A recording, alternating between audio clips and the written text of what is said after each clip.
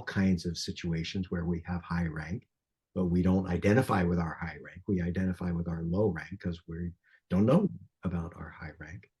And then what happens there is that we then get a lot of discomfort. So, for instance, I have high rank as a white person, as a man, as so many different things, but as a white person. And so, if somebody who's white gets feedback about maybe their racial unconsciousness or their hurtfulness or something, some aspect of their whiteness that is like they don't even realize is getting expressed, and it may be difficult for a person of the global majority on the other side. Sometimes white people get defensive about that, get like uncomfortable about it. It's like really uncomfortable to like realize like, okay, well, I think I'm a good person, and like suddenly I'm getting called out. I'm hurtful or getting called in or even just gently, but it's like really uncomfortable. So racial resilience is about learning to be with that discomfort so it doesn't bleed out on the other person. Resmaa Menakem has a great phrase that he says, we tend to blow our pain through other people's bodies, which is really kind of powerful, visceral way to say it. And so racial resilience, then I, as a white person, can be with my own discomfort on that and not blow it through the other person's body. So that's the basis of racial resilience.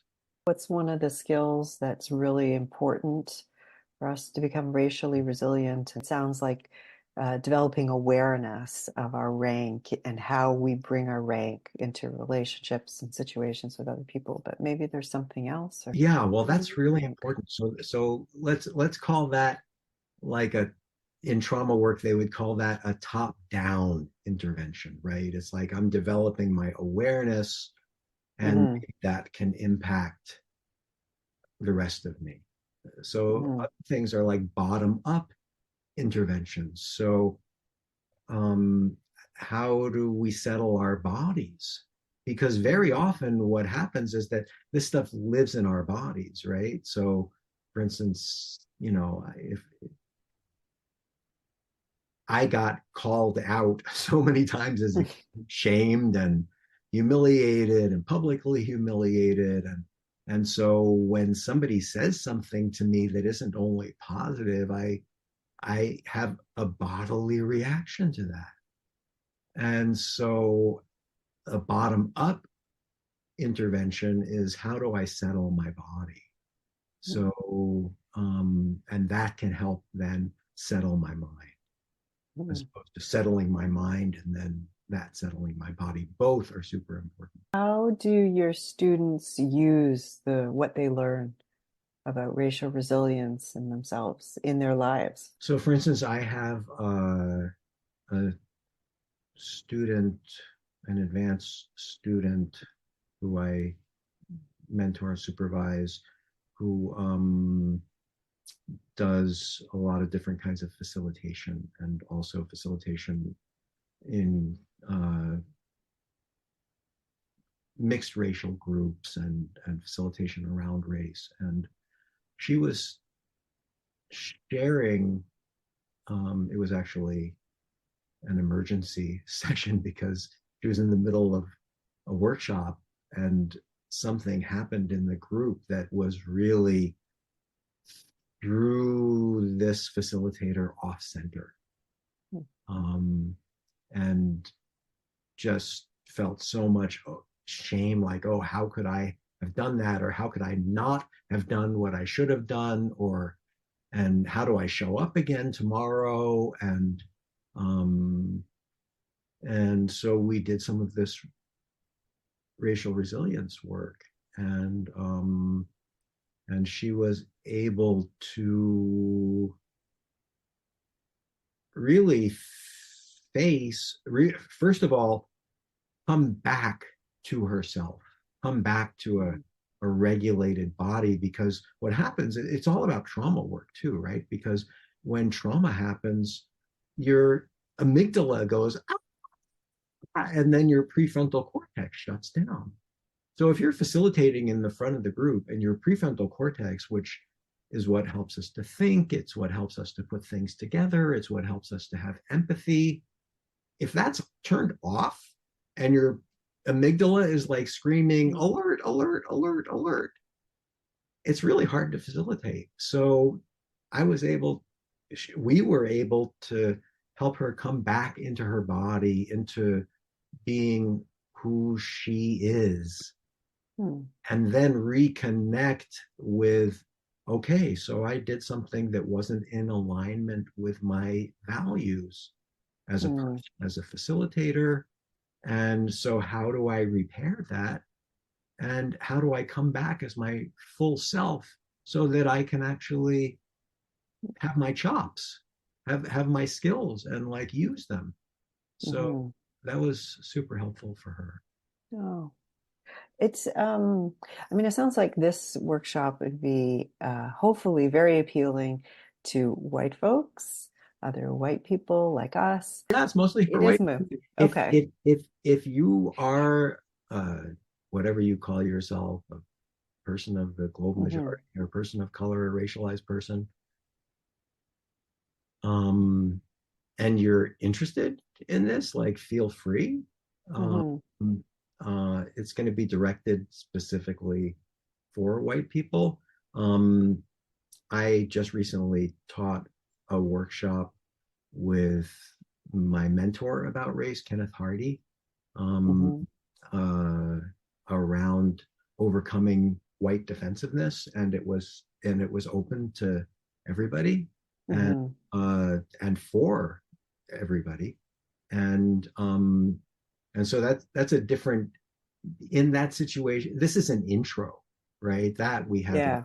Yeah. That we had like 2 4-hour sessions, and we talked about it afterwards. And we're next time we do it, we're going to do 3 4-hour sessions, Mm. because it really needs, in a mixed group like that, to be able to really delve into it. So, I mean, if you're curious about it, you're certainly welcome. And Hmm. uh, Yeah. Anyone who wants to come, of course, is welcome. But you mentioned Kenneth Hardy, and I know you worked with him a lot. You're in a program with him. I know that you've been working on this for a long time, and I'm wondering how this work has changed you.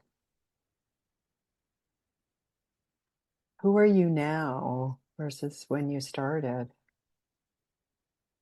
um, I think the biggest way that, I mean, this has changed. Oh, it's changed me in terms of my thinking and my responding. Hmm. My framework has changed me a lot. Like when I was studying process work and I learned about archetypes, and it's like, oh, there are certain patterns that happen, and they like keep happening over time and across space, and that like, great to notice them if they come up in a dream or something like that, right? Like, it's a pattern Mm. recognition thing. So there are certain patterns around whiteness or around interactions between people of different Mm. races that happen over time and across space also. And so they're really helpful. So my ability to, or the way that I see things, includes this other thing. It's not that that's the only thing I see. When I'm with a client, I'm not only seeing archetypes. Hmm. And when I'm sitting in a cross-racial situation, I'm not only seeing racism or whatever, or whiteness, but also expanding my focus. So that's one thing. And on a more personal level, I just feel that um my heart has opened a lot. This is really, for me, around heart opening and around humanity, and Mm. seeing someone else's humanity, and also maybe most important for me, feeling my own humanity. Like I feel that my capacity to be in touch with my own humanity has grown. Mm. Um, if I'm walking around the world and I have things in front, here, so that I'm only seeing certain things, and I'm not wanting to see, or don't even know that I'm not wanting to see, like the harm that I cause.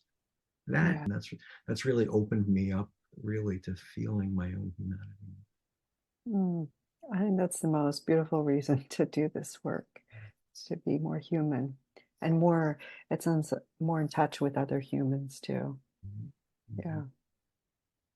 Yeah, I just want to say more about that. So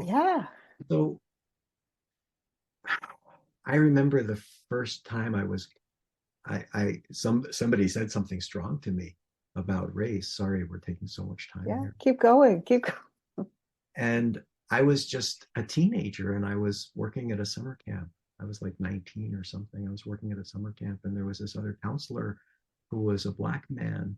And at some point I said some whatever. I don't even remember what I said, and I don't remember what he said back to me. It was in this staff meeting. But I remember that I just shut down, and I thought, oh my God, that's like a scary person. Mm. And I just shut myself down and did not see his humanity. I Mm. saw, there's the angry black man that I've seen on the TV, and now if somebody's, like, if I use these tools, then I can be open to, like, what he's so upset about, and that has something to do with me. It's not just about him. What inspires you? So, what is it that makes you want to do this work, that makes you want to get up in the morning?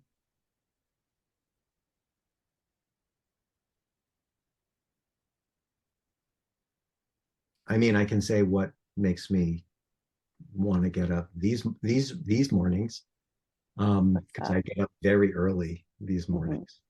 Uh, Today I was up and working at 6 o'clock in the morning. Wow.